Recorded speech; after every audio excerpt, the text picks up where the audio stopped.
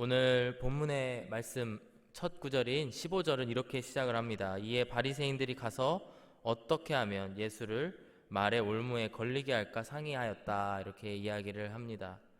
앞뒤 맥락을 살펴보시면은 앞선 세 번의 비유를 통해서 예수님께서는 가르침을 주시는데, 그 가운데에서 바리새인들은 자신들이 그 하나님 아버지께 대적하고 천국에 속하지 못한 그런 사람들을 비유로서 말씀을 예수님께서 하시지만 그것들이 자신들을 이야기하는 것이다 라는 것을 깨닫게 됩니다.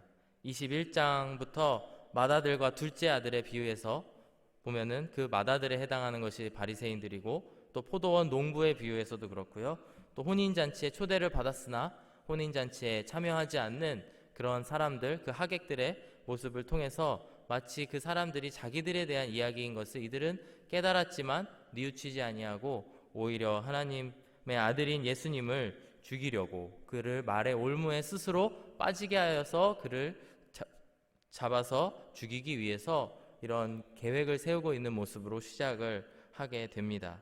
이들은 예수님께서 얻었던 그 모든 인기와 또 사람들이 따르는 그런 모습들을 보고 시기하였던 것은 물론이고, 동시에 그 바리새인들 또 이 유대인들의 그 모든 권력이나 이런 기득권의 상징이라고 할 수 있는 사내들인 그 공의회에서 전혀 인정하지 않는, 또 그곳에서 인정받으려고도 하지 않은 그 예수님의 그런 모습들을 통해서 예수님을 시기하고 결국에는 예수님을 없애기 위해서 계속적으로 작당을 하고 그 계획을 세우려는 모습들을 보게 됩니다.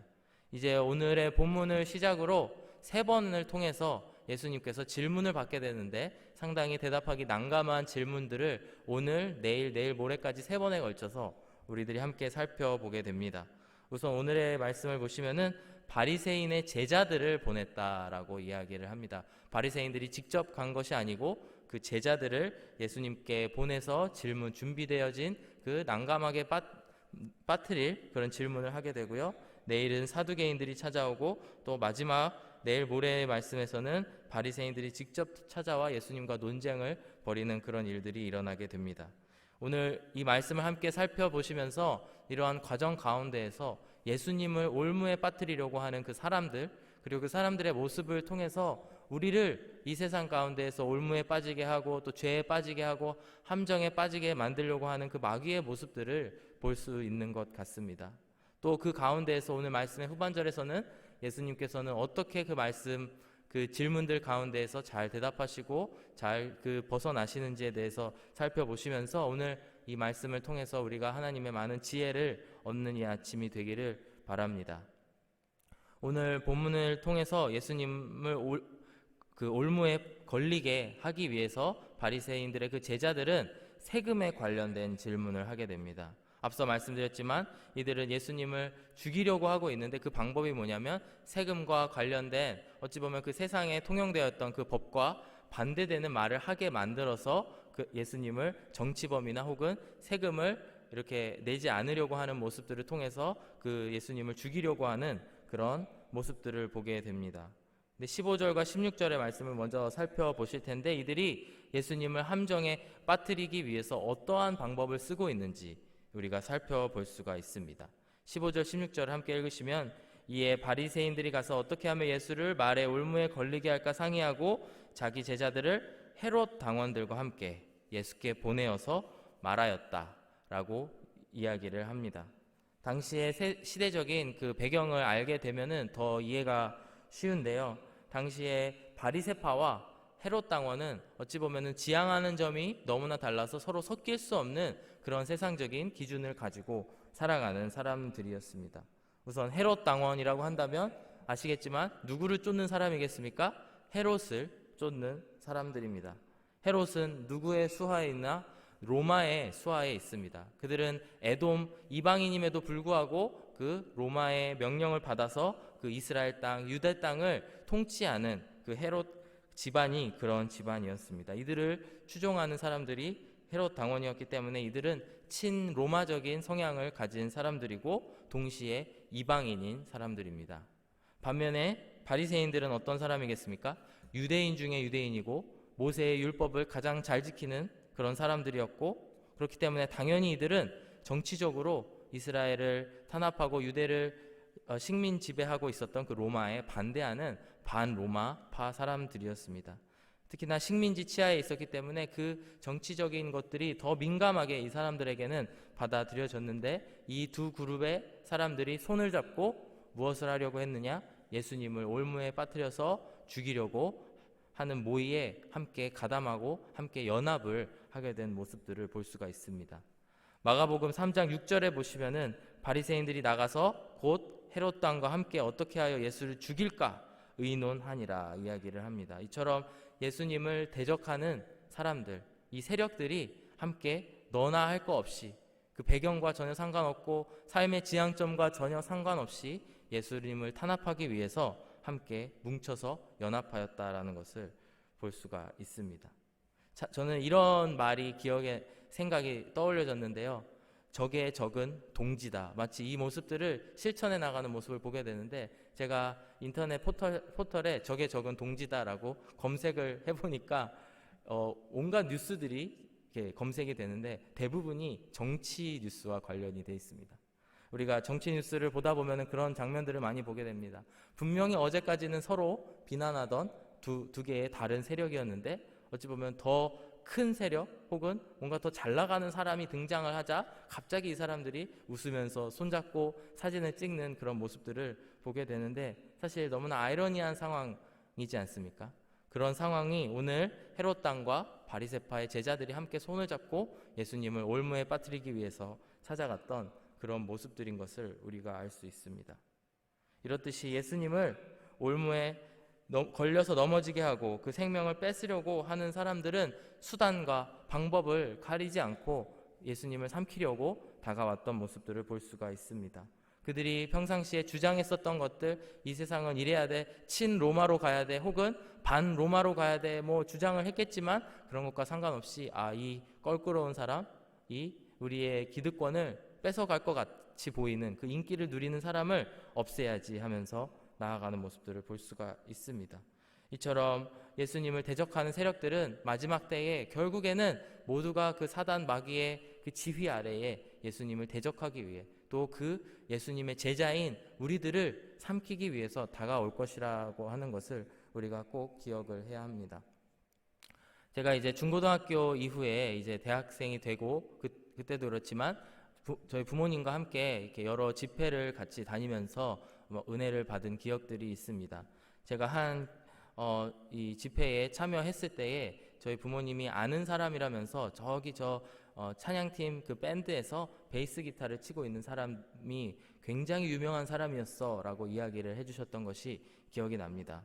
그분은 연예계에서 상당히 유명한 그런 베이시스트로 활동을 하셨던 분이라고 합니다. 저하고는 세대가 달라서 그 가수의 이름도 기억이 안 나고 어떤 분인지도 잘 기억이 안 나지만 아주 잘 나가는 기타리스트였지만 자꾸 그 어떤 유혹인지 저는 잘 기억이 나지 않습니다. 사실 돈의 유혹이었는지 아니면 여자의 유혹이었는지 아니면은 더 나아가서 더 안 좋은 것들에 대한 유혹이었는지 모르지만 그런 유혹들을 끊기 위해서 이제 연예계에서 이제 발을 끊기 위해서 그 연주하던 손가락을 잘라버렸다라는 이야기를 해주셨습니다. 근데 그럼에도 그렇게 엄청나게 충격적인 방법을 사용하였음에도 곧 그는 다시 연예계로 돌아가서 기타를 치면서 온갖 것들을 누리면서 살았다라는 이야기를 들으면서 굉장히 어렸을 때 충격을 받았던 기억이 납니다.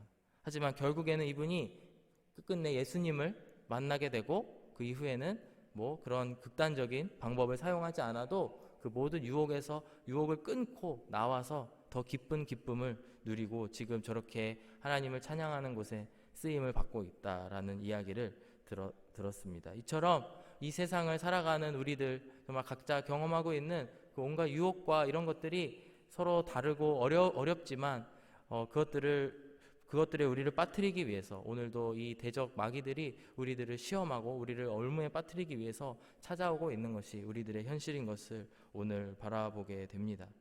그러면서 그렇기 때문에 우리가 더 중요하게 생각해야 되는 것이 우리의 신앙 공동체가 더욱더 중요하다라는 생각을 하게 됩니다.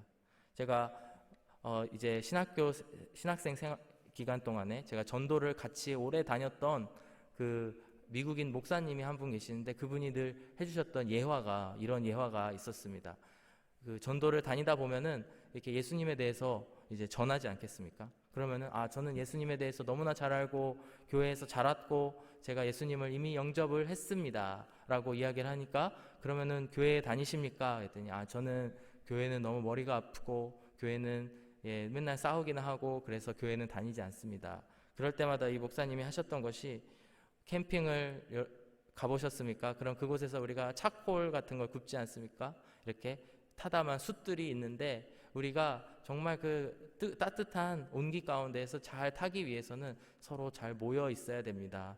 그렇기 때문에 교회에 오셔서 함께 신앙생활을 합시다. 안 그러면은 금방 풍파에 다 우리가 식어버리고 맙니다. 이런 예화를 늘 드렸던 것이 기억이 납니다. 사실 그 당시에 저는 그다지 와닿지 않는 예화다라고 속으로 정죄하였지만 사실 코로나로 인해서 1년이 넘게 우리가 이러한 서로 자주 보지 못하는 이런 상황 가운데에서 참 그 예화만큼 딱 들어맞는 예화가 없겠다라는 생각을 하게 됩니다.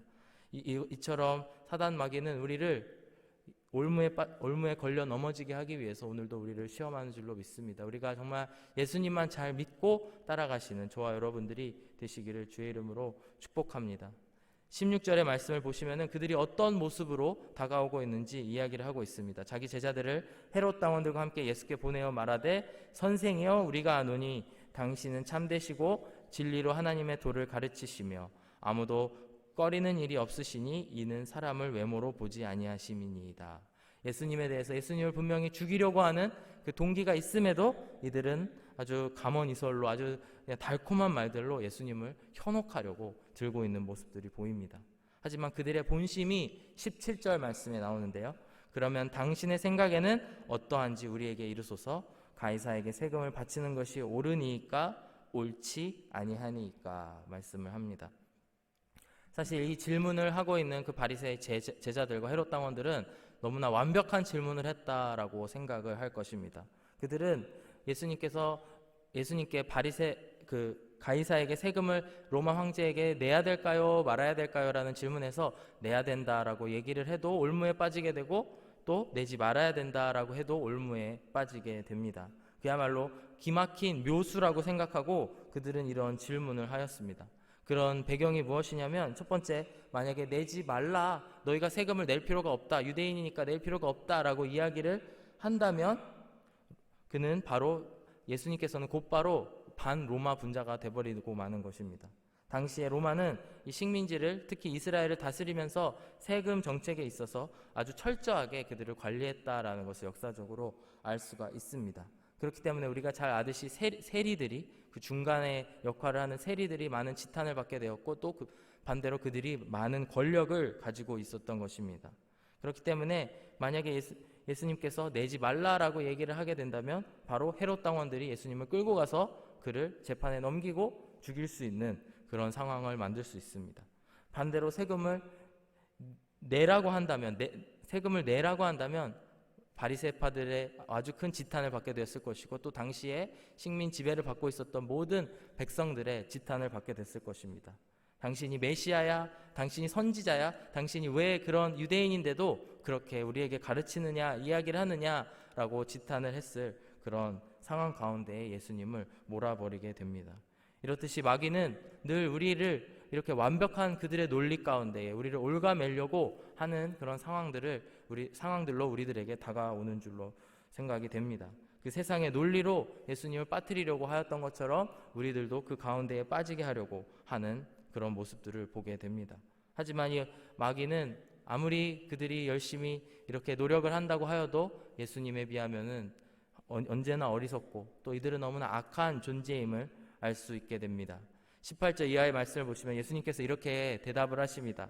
예수께서 그들의 악함을 아시고 이르시되 외식하는 자들아 어찌하여 나를 시험하느냐. 이미 모든 것을 간파하시고 예수님께서는 이렇게 말씀을 하십니다. 19절에 세금 낼 돈을 내게 보이라 하시니 데나리온 하나를 가져왔거늘 예수께서 말씀하시되 이 형상과 이 글이 누구의 것이냐라고 물어보고 계십니다. 당시에 데나리온이라고 한다면 그 로마 황제의 그 형상이 박혀 있는 그런 화폐를 동전을 이야기하고 있고요. 그 뒷면에는 이 황제가 평화를 내리노라라는 그런 글귀가 써져 있었다라고 합니다. 즉 이것은 무엇을 상징하냐면 온 세상을 힘으로 다스리는, 그들의 군사력으로 다스리는 그 로마 제국을 상징하는 그 물건과 같은데, 이 형상에는 무엇이 써져 있느냐 그랬더니 바로 21절 말씀을 보시면은 바로 가이사의 그런 말이 가이사의 것입니다. 이에 이르시되 가이사의 것이 되어 있다라고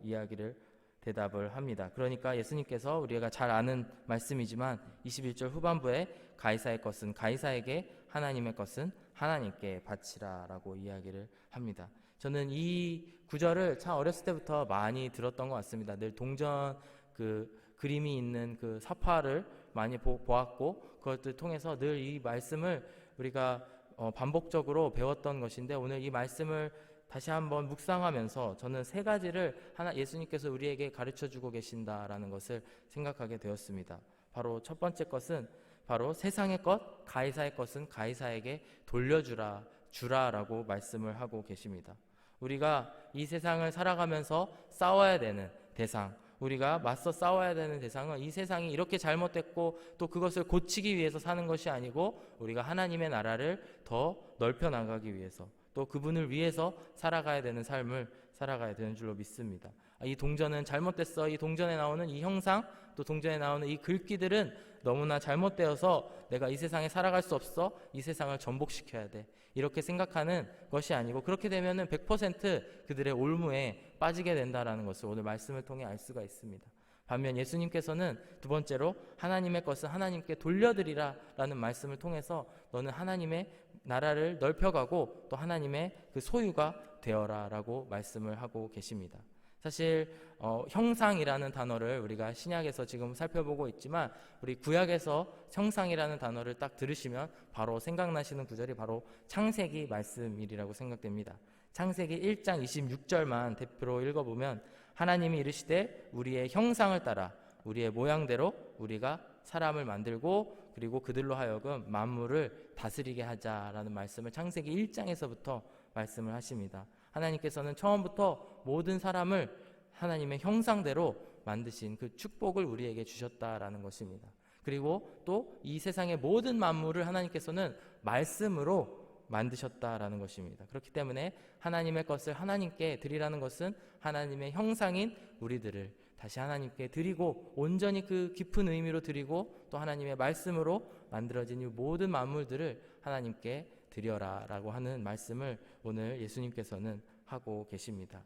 우리가 타락한 인간이라서 하나님께서 주신 그 형상에 훼손을 당했지만, 예수님께서 그것들을 모두 복구하시기 위해서, 그것들을 모두 우리를 채워주시기 위해서 이 땅에 오셨습니다. 예수님을 믿으시고 오늘도 예수님을 따라 살아가시는 저와 여러분들이 되시기를 주의 이름으로 축복합니다. 마지막 세 번째로 첫 번째 것과 두 번째 것을 합쳐서 생각을 해보면은 결론은 이렇게 됩니다. 결국에 내 것은 아무것도 없구나 라는 결론에 도달하게 됩니다. 그렇듯이 우리가 늘 그런 고백을 했으면 좋겠습니다. 주님, 제가 너무나 세상의 것과 싸우는 것이 아니고, 또한 내가 하나님의 것을 안 드리려고 막 발버둥 치는 것이 아니고, 모든 세상의 것은 그래 세상의 논리대로 가게 하고, 또 하나님의 것은 하나님의 것대로 모든 것을 바쳐드리는 저와 여러분들 되시고, 또 우리 안에 있는 모든 욕심들을 비워내시고 하나님의 나라, 그 하나님의 통치하시는 그 나라를 위해서 오늘도 하루도 살아가시는 저와 여러분들이 되기를 주의 이름으로 축복합니다. 우리가 그리할 때에 이렇게 올무를 씌우려고 우리에게 찾아오는 사단 마귀의 유혹과 함정에서 이겨낼 수 있는 줄로 믿습니다. 함께 기도하겠습니다. 사랑의 주님, 감사합니다. 세상의 시험과 모든 고난이 우리를 찾아올지라도 우리가 늘 주님만을 바라보고 주님의 나라를 위해서 살아가면서 오늘도 승리하는 삶을 살아가게 하여 주시옵소서. 우리는 부족하고 또 우리는 그 하나님의 형상이 훼손되었지만, 아버지, 우리를 구원하여 주신 예수 그리스도께서 우리의 모든 것을 채워주셨습니다. 그 은혜를 기억하면서 오늘 하루도 살아가는 모든 성도님들 되게 하여 주시옵소서. 감사드리며 예수님의 이름으로 기도드렸습니다. 아멘.